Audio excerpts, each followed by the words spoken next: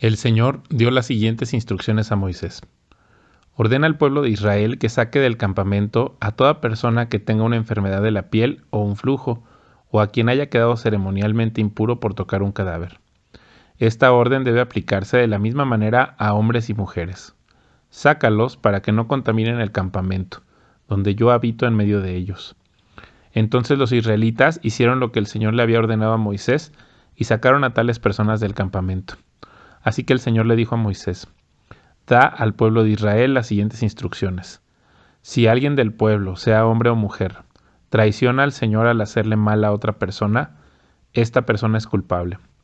Deberá confesar su pecado, restituir completamente el daño hecho, más un 20% adicional, y darlo a la persona que perjudicó. Pero si la persona perjudicada está muerta y no hay ningún pariente cercano a quien pagarle el daño, el pago le pertenece al Señor y deberá dárselo al sacerdote.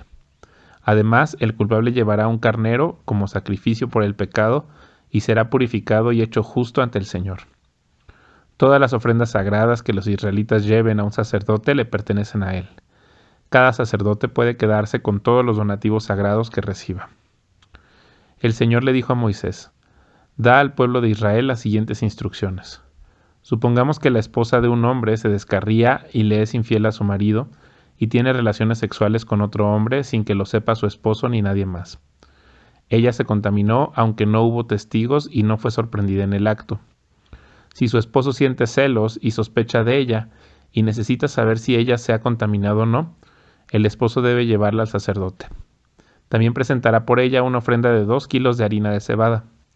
No debe mezclarse con aceite de oliva ni incienso, porque se trata de una ofrenda de celos para demostrar si ella es o no culpable. Entonces el sacerdote la presentará delante del Señor para que sea juzgada. Pondrá un poco de agua santa en un recipiente de barro y mezclará polvo que tomó del piso del tabernáculo.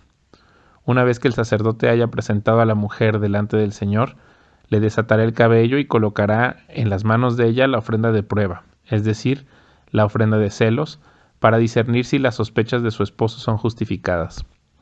El sacerdote se pondrá frente a ella y sostendrá el recipiente de agua amarga, que trae una maldición para quienes son culpables. Enseguida el sacerdote pondrá a la mujer bajo juramento y le dirá: si ningún otro hombre ha tenido relaciones sexuales contigo, y no te has descarriado, ni te has contaminado mientras has estado bajo la autoridad de tu esposo, que seas inmune a los efectos de esta agua amarga que trae la maldición. Pero si te has descarriado siendo infiel a tu marido y te has contaminado teniendo relaciones sexuales con otro hombre, en este momento el sacerdote pondrá a la mujer bajo juramento al decir: que el pueblo sepa que la maldición del Señor cayó sobre ti cuando Él te haga estéril, al causar que tu útero se encoja y tu abdomen se hinche. Ahora que esta agua que trae la maldición entre tu cuerpo y cause que tu abdomen se hinche y tu útero se encoja. A la mujer se le exigirá decir: sí, que así sea. Entonces el sacerdote escribirá estas maldiciones en un trozo de cuero y luego las lavará para que caigan dentro del agua amarga. Hará que la mujer beba el agua amarga que trae la maldición. Cuando el agua entre en su cuerpo, si ella es culpable, le causará un sufrimiento amargo. Después el sacerdote tomará la ofrenda de celos de la mano de la mujer y la alzará ante el Señor y la llevará al altar. Tomará un puñado de harina como porción simbólica, la quemará en el altar y le exigirá a la mujer que beba el agua. Si ella se ha contaminado siendo infiel a su marido, el agua que trae la maldición le producirá un sufrimiento amargo. Su abdomen se hinchará y su útero se encogerá, y su nombre se volverá una maldición entre su pueblo. Pero si ella no se ha contaminado y es pura, entonces saldrá ilesa y todavía podrá tener hijos. Esta es la ley ritual para lidiar con los celos.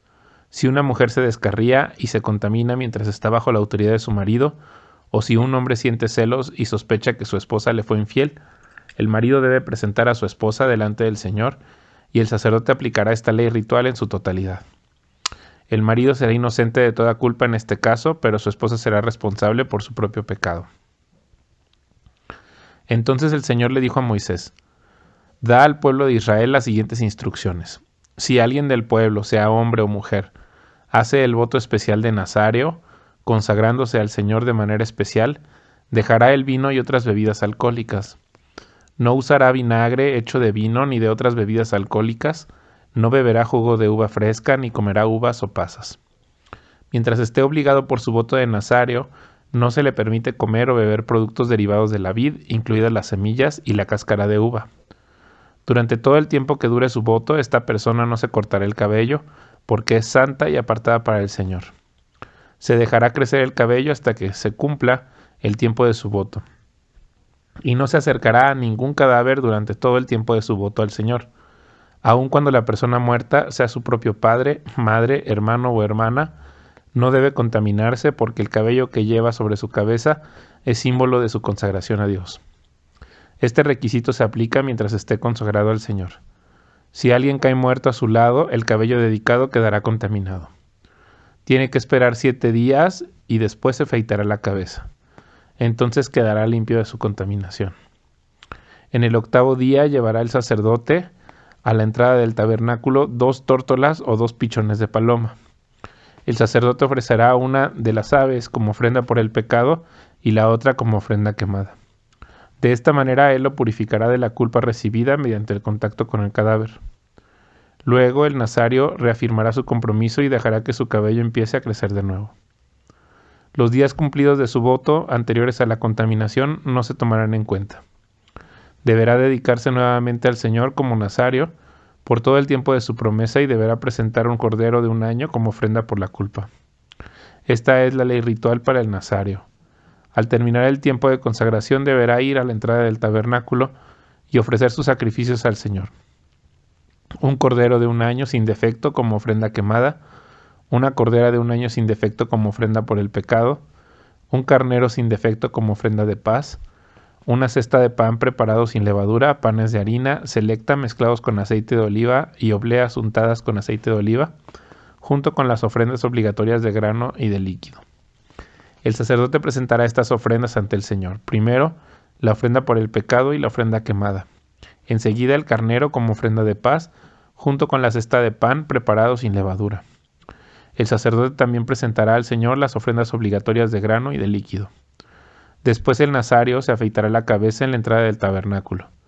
Tomará el cabello que dedicó y lo pondrá en el fuego, debajo del sacrificio de la ofrenda de paz.